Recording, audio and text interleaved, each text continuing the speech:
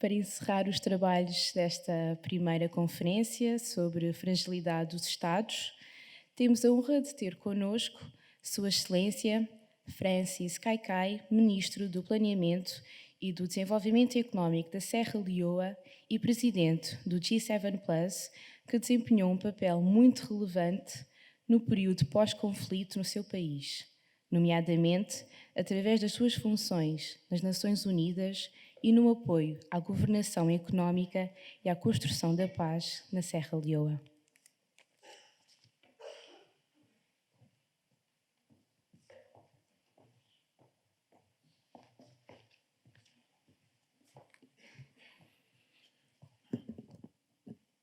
Sorry, thank you very much for the introduction.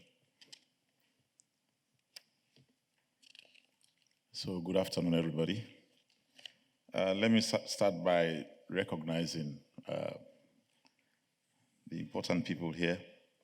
First of all, Her Excellency Ana Santos Pinto, Secretary of State of National Defense, Portugal. His Excellency José Ramos-Horta, Nobel Peace Laureate and former Prime Minister and President of the Democratic Republic of Timor-Leste. Her Excellency Francisco Seixas da Costa, Chair of the Lisbon Club. His Excellency Wali Ula Zadran, Deputy Minister of Policy and Program of Afghanistan. His Excellency K. Rala Shanana Gusmao, eminent person of the G7+. Excellency Luis Amado, former Portuguese Minister of State and Foreign Affairs. Excellency Jorge Moreira da Silva, Director of Development Cooperation. Excellency Sir Paul Collier from Oxford University. Excellencies, ministers and delegates from G7+ countries, development partners, representatives of the private sector, academics, think tanks, and civil society organizations. Distinguished delegates, ladies and gentlemen. My sincere apologies that I was unable to make it in time for the opening of this international conference on natural resources, the subject of which is at the core of conflicts as well as peace and prosperity. I was, however, with you in my thoughts because this is a very important issue for G7+ countries. At the outset, let me thank the organizers of this event and the choice of the theme. As chair of the G7+, I'm highly pleased that we have come together today to discuss the issue of natural resource management, which is a topic of the highest relevance for countries affected by conflict and fragility. Please allow me to bring in the perspective of Sierra Leone, where our natural resources have been at the center of both our fortunes and our tragedies.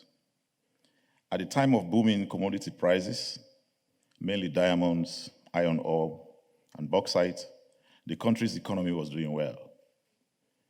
We, however, failed to manage and distribute the proceeds well for the benefits of Sierra Leoneans.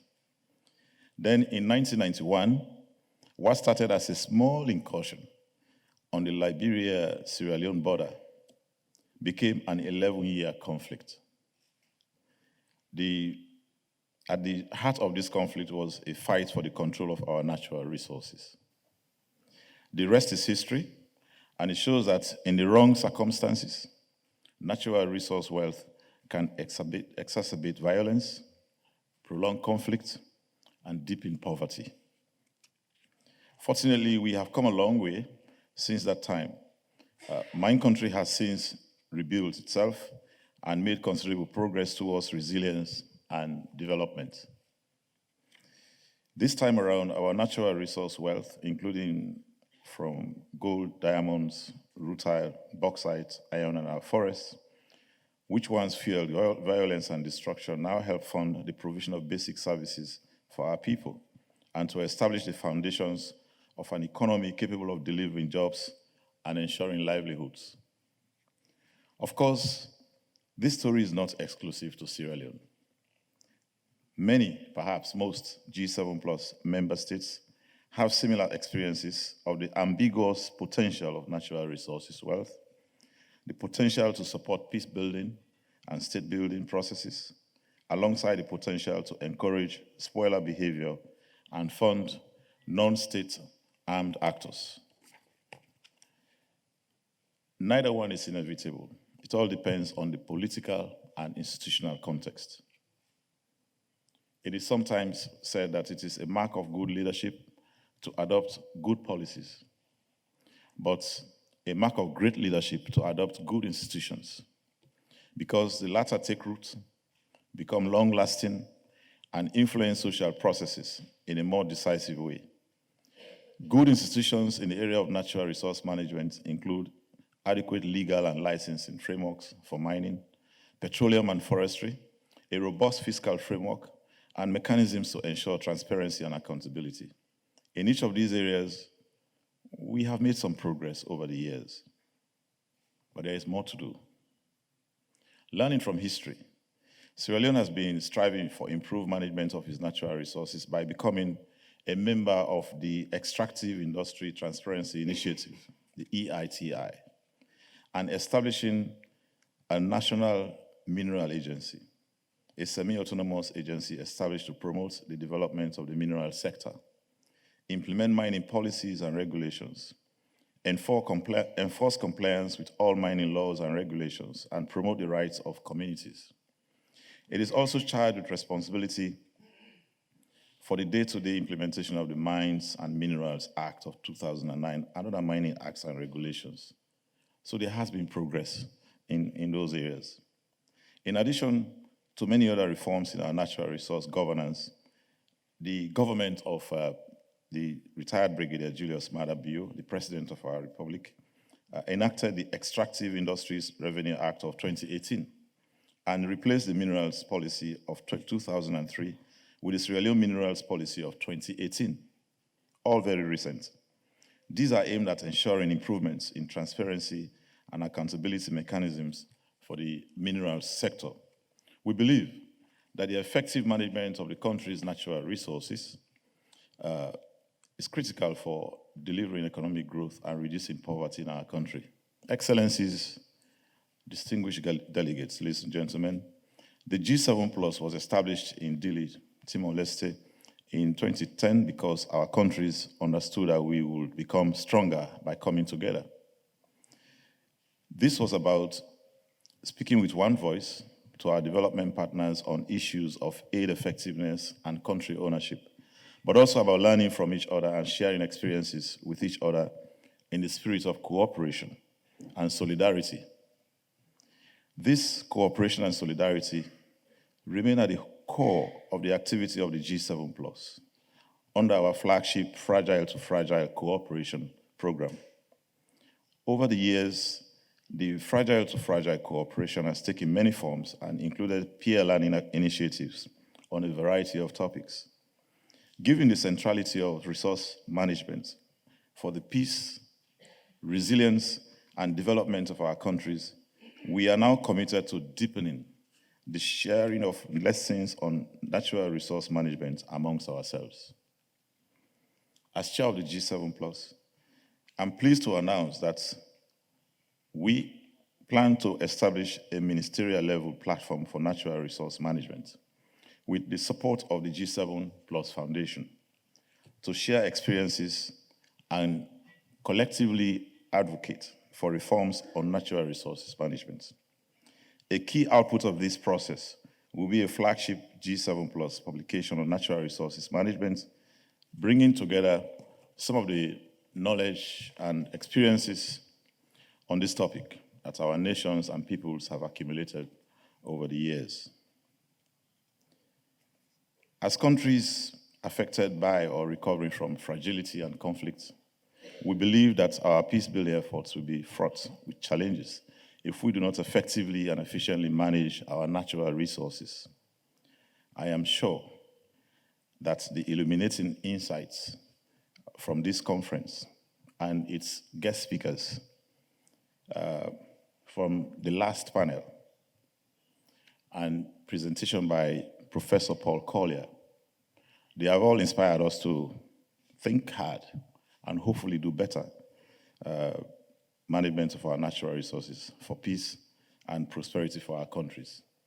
I want to end on a note of questions, because I believe we still have a lot of questions that have not been answered.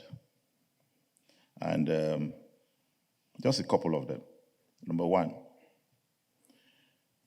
I just mentioned all the laws, all the policies that Sierra Leone has been enacting, and I'm sure the different countries are enacting. We heard from our colleague from Afghanistan.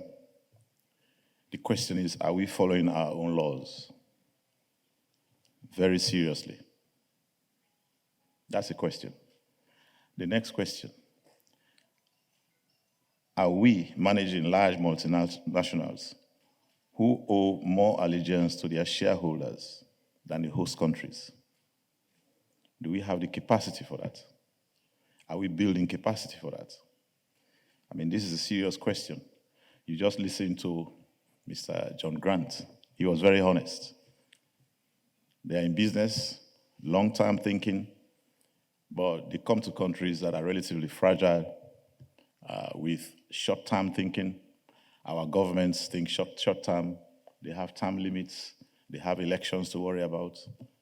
And social media is putting pressure, and so on. Now, in this environment, you can see there is what I call asymmetry. The partners are not equal. So there is a chance for challenges. Are we addressing this? What's the capacity of these countries, host countries, to manage backward and forward linkages, in this sector? It's an issue. The host communities, sometimes they fall victim when governments doesn't act and the mining companies act in several ways. Many examples were given. The host communities, are we sure we are bringing them forward? Are we sure we are not going to leave them behind as we advance towards the 2030 development goals? These are just some questions I have, and which I think should be exercised in our minds, as G7 plus countries and friends of these countries, which are really striving hard to also survive. So I leave you with those questions, and it's food for thought. Thank you very much.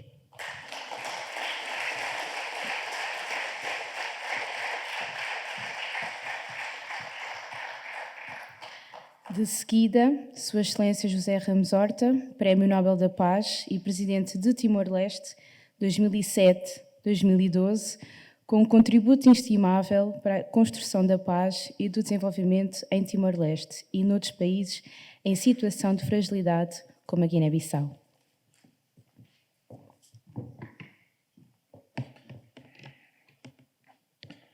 Although Portuguese is one of our two official languages in Timor-Leste, for reasons of practicality, I will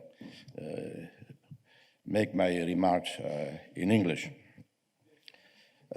Excellencies, respected and esteemed participants, my warmest greetings in particular to the members, ministers, members of the G7 Plus, and a particular congratulations due to the G7 Secretariat and Clube de Lisboa for their tremendous effort in organizing this successful event. So to you, Dr.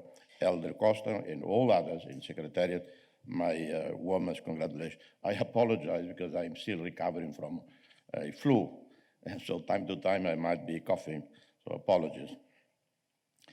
I was privileged to have served as Foreign Minister, Prime Minister, Defense Minister, and ultimately as President of a young country with great development needs and seemingly insurmountable challenges in the midst of the 1999 utter and a total destruction.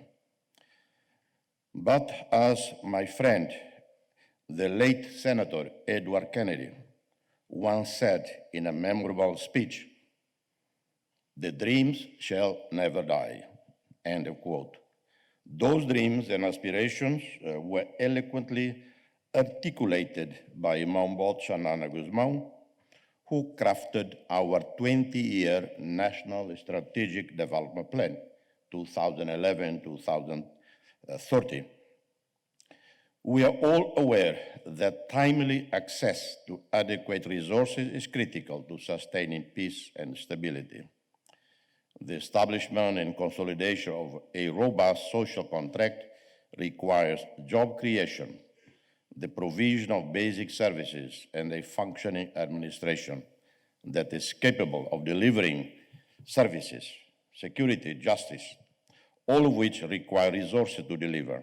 In turn, such a social contract reinforces peace, stability, and moves countries along the path from fragility to resilience. Some developing countries, including fragile and conflict-affected countries, are blessed with natural resources, minerals, forests, fisheries, abundance of water that sustains agriculture and guarantees food security, which, when well managed, will provide a stream of financial resources that sustain the foundation of such a social contract. However, we also know from our experience that natural wealth do not always translate into eradication of extreme poverty. In particular, conflict-affected countries struggle hard to harness natural resources to achieve self-reliance. That is much needed to sustain the peace. The case of conflict undermines the best intentions and laudable efforts of national leaders and development partners to deliver sustainable and equitable development. Institutions determine how revenues from natural resources are spread out across society, and over time, institutions determine how accountable governments are to the citizens in using the revenue streams.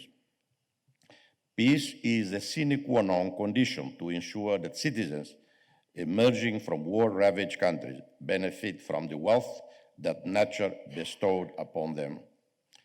This has been evidenced from the collective experience of G7+ and other developing countries. Next comes the institutional capacity that is indispensable in the effective management of the natural resources.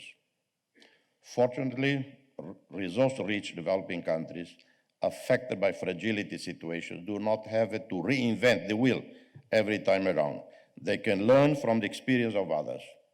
Timor-Leste, for example, benefited greatly from the knowledge, experience, and support of Norway when it helped us set up our petroleum fund shortly after independence, with the aim of ensuring that the flow of revenues from this non-renewable source is managed in a way consistent with the country's absorptive capacity and development needs.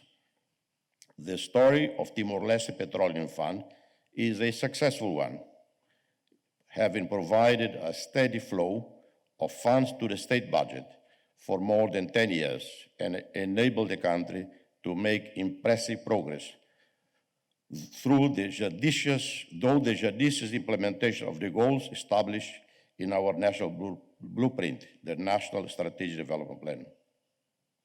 The potential for such peer learning is not limited to developing nations, learning from advanced ones. However, developing countries, including those affected by fragility and conflict situations, have themselves accumulated vast knowledge and experience over the years, which they can and should usefully share with each other. The G7+ group of nations has long advocated for peer learning through sharing of experience in the context of what has come to be known as fragile to fragile cooperation. In the follow-up from this conference, I am sure, and all will continue to share your rich experience and knowledge on natural resource management. I'm sure that the G7+, as an intergovernmental organization, will be keen to support this exercise and compile all of these lessons and experiences in a publication to be made widely accessible for the benefit of all. Our countries have unique trajectories, but we face some common challenges. Let us learn from each other and combine our collective knowledge in the interest of peace, development, and resilience. Excellencies, ladies and gentlemen, our countries bestowed with valuable resources, if wisely managed, will guarantee self-reliance and well-being of our people, freeing the wretch of the earth, or les damnés de la terre. This is to remember the great thinker from Martinique and Algeria, Frantz Fanon, from generations of extreme poverty and conflict. Rising up to this challenge will require sustainable development and sustainable peace, enlightened, compassionate, and humble national leaders, government leadership and ownership at country level, a vibrant and informed civil society, active cooperation and partnerships that is respectful of country ownership and country leadership, serious global effort to curb the flow of arms and illicit funds that sustain the conflict around national wealth. And last but not least, there is a battle that we cannot afford to lose. We cannot lose, and that is the battle against corruption, organized crime, money laundering, drug trafficking, and consumption that decimate our youth and communities. Fragile states are many times more vulnerable to the scourge of illicit drug trade, and they can be easily overwhelmed. At the same time, leaders in fragile states should lead in studying and adopting new strategies in dealing with this scourge. My trip to Lisbon at this time was actually as a commissioner in the Global Commission on Drug Policies, created by Kofi Annan. It was Kofi Annan who invited me to join. And today, we had a General Assembly held in Lisbon. Their headquarters is in Geneva. And coming here, I couldn't miss the opportunity to share with you, with the fragile states, and this common challenge, a challenge that is not only to the fragile states, even some of the most established states face serious challenges from organized crime of all sorts, from drug trafficking, even European countries. I remember telling some friends from Norway 20 years ago, maybe more, look out, be careful, watch the breakdown of the Soviet Union. It will cause many former individuals in the forms of the Soviet Union to engage in organized crime. And the countries, even like Norway and others, will have difficult times facing this highly experienced, full of resources. So can you imagine us, developing countries, fragile states, dealing with this extraordinary network of organized crime that deal with the drug trafficking, but drug trafficking and money laundering, and infiltration in the state, and influencing politicians, buying politicians, so completely prostitute the concept of a state is one step. So I could not fail to share with you our concerns. And burning and the bombing crops in Colombia and Afghanistan has proven not to be successful. And in fact, it is a narrow security approach that inflicts greater harm to poor communities. Imprisoning drug users, deny them compassionate and adequate care, abandoning them to unscrupulous cartels, betrays our own societies and family values. because drug users, these are human beings, can be our brother, can be a nephew, can be a cousin, can be a sister. They are victims of the organized crime.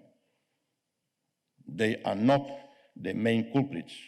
They are not at the source of drug trafficking. They are victims. And yet, many states target them because they are the easiest targets. We must all take the threat of illicit drugs very seriously, as otherwise all our best intentions and efforts in building and consolidating peace and sustainable development will be doomed, and our state and society become hostages of the drug barons. I'm not in our government in Timor-Leste, so I can speak with some detachment and some impartiality. And I refer back to our petroleum fund. It was God in his magnanimity, in his wisdom, that decided that by 2002, Timor-Leste should have vast oil and gas resources. But then he left to the wisdom of Timorese leaders on how to make the best use of the revenues coming from this natural wealth. We established the sovereign fund. The initial law stipulated that 90% of the revenues from the petroleum fund would go to US Treasury bonds, would be invested in US Treasury bonds, and only 10% would be diversified.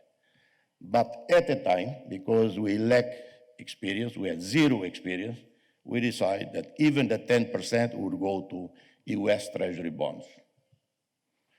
In 2008, 2009, at the onset of the economic financial crisis that began in Washington and spread through Europe, some of the best managed economies of the world, Norway, which was one of our mentors on the sovereign fund, Singapore, has one of the strictest management systems in the world, both countries lost hundreds of billions of dollars.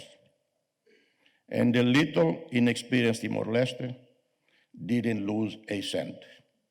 We were the only country that survived intact, our sovereign fund, in the financial economic crisis. And I joke and told my friends in Singapore and Norway, what happened, teachers? We, Timor, didn't lose a cent, and you lost tens of billions of dollars. After that experience, it was necessary to move forward. And it was then that Maumbot Shanana Guzmão, in his wisdom and the political audacity, decided to change the law to enable our government to have more access to the petroleum fund in order to invest domestically. We wouldn't want to do what Salazar did in Portugal for 50 years. Save and save and save. By the time he died, Portugal has the biggest gold reserve in the world, but the country was impoverished. No infrastructure, no education, no health, no economy to speak of. Shanana decided, we are going to invest today and for the future. That's why today you see infrastructure being developed throughout the country. I avoid traveling in my own country now because there is dust everywhere. They're kicking up dust all over the place. And hundreds and thousands of people are working throughout the country. But at the same time, it was not only investing domestically infrastructure. With the Petroleum Fund, a special fund was created called Human Capital Development Fund that sent our best and brightest, but with no regard to social or political background, to do further studies abroad in science and technology, economy and management. roughly about $30 million a year just for this human resources development, because Shanana knew, and we all know, we have to invest more in equipping our people with 21st century knowledge. Otherwise, we are left behind. But at the same time, fund managers were recruited. Independent, internationally credible fund managers were recruited to invest.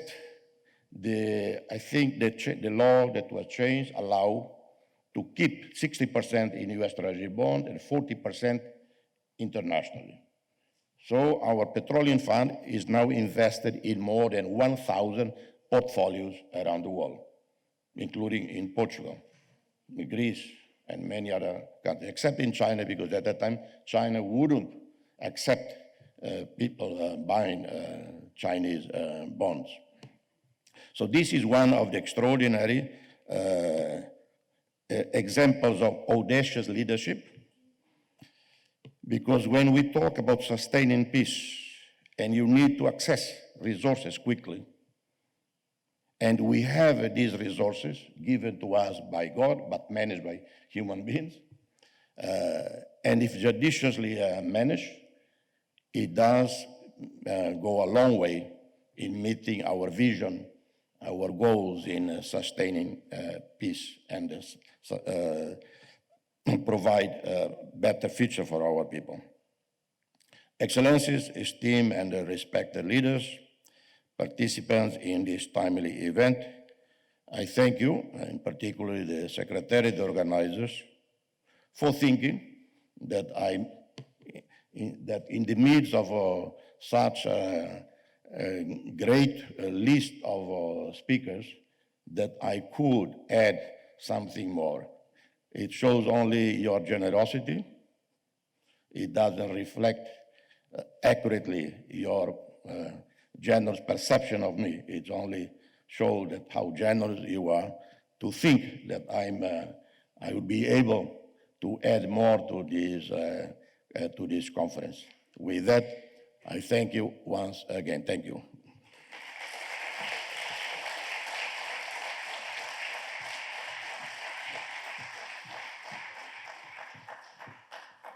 Para fazer o encerramento da nossa conferência, convido Sua Excelência Ana Santos Pinto, Secretária de Estado da Defesa Nacional de Portugal, e com conhecimento profundo destas matérias ao longo da sua carreira no contexto académico.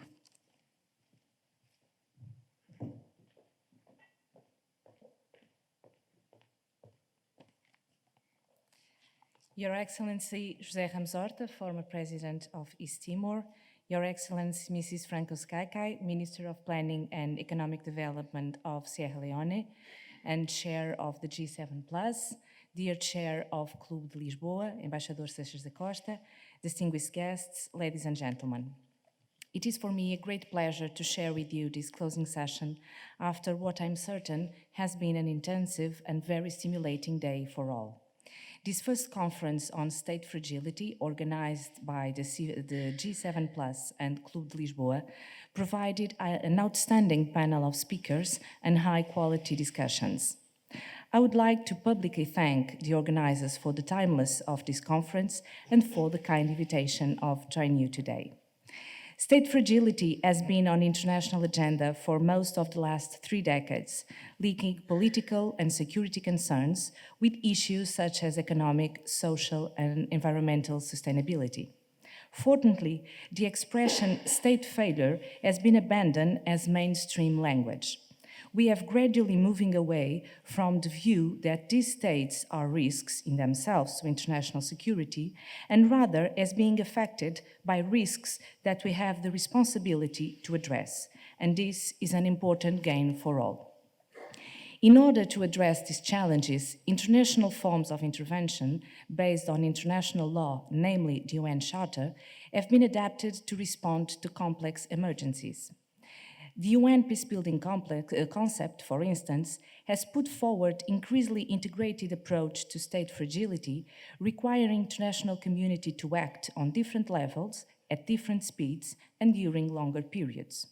Furthermore, we have added state building to our lexicon as a solution for the challenge many communities face, legitimizing different forms of international involvement. Considering all these steps, why has state fragility lingered? Why are so many areas of our globe still immersed in complex processes of destabilization? And why are efforts by international organizations not delivering on the promised sustainable peace and stability? In order to contribute to this debate, I would like to address two main issues. The first is our shared understanding of state fragility. The second are the limits of our approaches to state fragility and how we view sustainability. Let me start by our shared understanding of state fragility. Portugal has been actively participating in several EU, UN, and NATO missions with strong components of capacity building and assistance for reforms. Some of these missions are increasingly constituted both by civilian and military, operating side by side. I will mention, for example, EU mission in Afghanistan and Iraq with strong rule of law component, which are then complemented, for example, by NATO presence in both countries with a stronger military component focused on training local forces to deliver on the security of the state. What these missions try to achieve is the creation of a context that allows the state to develop according to specific understanding of its national and international tasks, including responsibilities inherent to sovereignty. This view had led us to push forward legislative reforms that, for example, give girls and women in Afghanistan the right to participate in public life. This view has also trained police and armed forces in Iraq to address security threats more effectively. This approach has trained and equipped police and civil society in Mali to address migration flows in a more effective and human way. These achievements have not solved all problems and in some cases have created new ones. We are all well aware of this, but not doing anything is not an option. So, in my view, understanding how useful our conceptual frameworks have been and where they need to be adjusted, it's the first step towards making external interventions more in tune with local communities' aspirations and more effective in delivering regional and international peace and stability. Addressing state fragility cannot only mean promoting reforms of state institutions. Adopting new constitution, new laws on fighting corruption, creating a new police force, or training and equipping the military will be insufficient if we do not complement this institutional, formal dimension with a substantive social political robustness of our community. In sociological terms, what I'm advocating is for complementing the Weberian view of the state with the Durkheimian view that stands for nation building as a fundamental process side by side with state building. Another conceptual qualification with important impact at the operational level is the security development nexus. Although it makes perfect sense to advocate stronger attention to economic and social processes in achieving security, there are risks involved in fusing these two areas, and it has been quite difficult to operationalize this nexus in a way that delivers long-term sustainability and stability. One of the difficulties may occur from the fact that neither side of this nexus, development and security, has been fully willing to review their own approaches, nor to engage in a meaningful discussion on how this can be adapted to fit our other purposes. To overcome this, our focus should be on the needs of an integrated and highly interdependent world with volatility emerging from different corners, which requires that we push forward a new conceptualization of how peace and stability can be achieved. Learning the right lessons from experiences, including on the role of the self and mutual perceptions play in this process, is, in my view, a rather important step. We cannot afford to waste time and resources as generations of young people grow up in poverty and violence, and as our negative impact on the planet becomes more visible. Which leads me to my second issue that I find central to understand the limits of our approach to state fragility, our view of sustainability. This conference discussion addressed the issue of natural resources in the development of resilient societies. And I would like to commend the large view of resources that the conference organizers put forward, moving from a strict view focusing on extractive resources to address also natural resources that are vital to human life, like water and arable land. These are very different in nature, and it is important that discussions acknowledge that. We cannot treat water and land in the same way that we treat oil and diamonds. The commodification of nature is already a trend and is being increasingly integrated in the global marketplaces. Poor societies will struggle to maintain their resources if put under pressure from the markets. Nature is not something we can trade with, if we understand it as being as a global common, playing a fundamental role in sustaining human life. But we continue dependent on sovereign states, on what sovereign states do with their resources, and no doctrine exists for a shared management of these global commons. Let me give you an illustration. Is Amazon forest such a global common? Can we create institutions that decide and implement specific policies to safeguard the existence of these massive rainforests? There is no easy answers to these questions, although they are urgent. We are also looking at ways in which economic activity can continue to provide well-being for societies in equilibrium with the environmental pressures of our planet. Often, local communities have very good answers to these challenges, and we need to develop strategies for sustainability that reflect these local views. There is no single solution to all human problems and no one-size-fits-all approach to these challenges. So, when we address the challenges of economic and natural resources sustainability, we cannot have that discussion separated from the important discussion on the most relevant models for political and social organization for process of wealth redistribution that assure equal progress among all. From the viewpoint of security and defense, these approaches are critical. Preventing violent conflicts from arising and addressing the root causes of insecurity is always preferred means of action. And having a military presence that creates the necessary conditions to address these long-term processes is sometimes needed. Our view is that the balance between military means and other as political, economic, and financial instruments continues to make sense, if guided by human security, where individuals and communities have a voice and the space to develop locally owned solutions.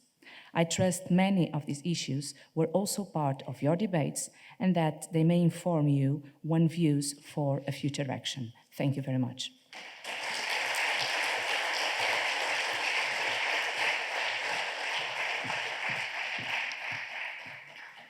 Agradecemos a todos vós a vossa presença e participação nesta conferência e marcamos desde já encontro em 2021 para a segunda conferência sobre Fragilidade dos Estados. Entretanto, acompanhem os vídeos, publicações e resultados desta conferência nos websites e redes sociais do Clube de Lisboa e dos G7+. A todos vós, muito obrigada.